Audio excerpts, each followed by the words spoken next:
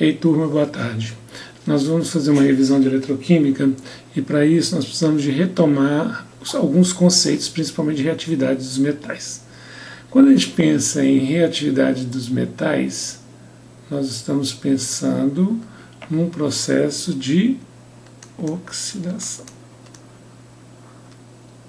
Ok? Bom, o processo de oxidação ele envolve uma espécie que vai perder elétron ou uma espécie que vai ganhar elétron. Observe o seguinte, salientar, nós estamos falando dos metais ou das espécies metálicas. Então aqui nós temos X, que é um metal, e Y, que é uma espécie proveniente de um metal Y. X perde elétron e transforma em um cátion. Y ganha um elétron e transforma em metal com NOx zero. Todo o processo de oxidação, aqui nós temos o processo de oxidação. E aqui nós temos um processo de redução. Certo? Toda vez que tem uma oxidação, automaticamente acontece uma redução. Se eu tenho uma espécie metálica com tendência a perder elétron, eu posso ter, para o processo finalizar, uma espécie de um metal, um cátion na realidade, que vai ganhar aquele elétron e sofrer a redução. O X, como ele está perdendo elétron, ele está provocando a redução do Y. Então ele é o agente redutor. E o Y, como está sofrendo redução, é como se ele provocasse a oxidação do X, né, no processo inverso aí. Então quer dizer que ele é o agente oxidante. Ok? Então, nesse processo de reatividade, ele envolve duas espécies, uma com tendência a perder elétron e outra com tendência a ganhar elétron. E a gente pode medir a reatividade dos metais por meio de alguns processos. Um deles é através dessa fila de reatividade que é apresentada para nós aqui. A fila de reatividade dispõe os metais em ordem, né?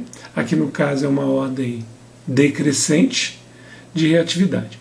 Agora observe, nós temos os metais muito reativos e os metais pouco reativos, que a gente fala que são metais nobres. Porque a nobreza está relacionada com a tendência do metal ir ou manter na forma reduzida. Agora observe uma coisa que na fila de reatividade tem, o hidrogênio. O hidrogênio, ele está aqui por quê? Porque nós temos a reação de um metal com um ácido. No caso aqui, por exemplo, um HCl. Vamos colocar aqui ferro mais HCl. O ácido vai estar ionizado na forma de H+, Cl-. Note que nós temos uma espécie aqui que é carregada positivamente, que ela pode receber os elétrons e transformar, no caso, de H2, que é um gás. Isso aqui é uma evidência. E o ferro sofre a oxidação, transforma em Fe+2 ou mais3. Certo? Então, são situações em que eu posso envolver na reatividade dos metais. Ou seja, o H+, né, do ácido pode ganhar elétron e transformar em H2. Ok? Então, se a gente começar a pensar aqui, se eu tiver um sistema em que eu tenho uma plaquinha metálica mergulhada numa solução, por exemplo, uma plaquinha de alumínio, por exemplo. Numa solução contendo Cu+2. Olha, o alumínio está aqui, ó. Ele tem uma tendência, ele tem uma reatividade maior do que a do cobre, que no caso o cobre para nós aqui está sendo apresentado na forma de espécie mais 2, certo? Então o que acontece? Se o alumínio é mais reativo do que o cobre, ele vai perder elétron para esse CO2+, certo? Aí nós vamos ter o que? Nós vamos ter o alumínio sofrendo corrosão e o cobre sofrendo depósito na forma de Cu0, como aqui, ó. Certo?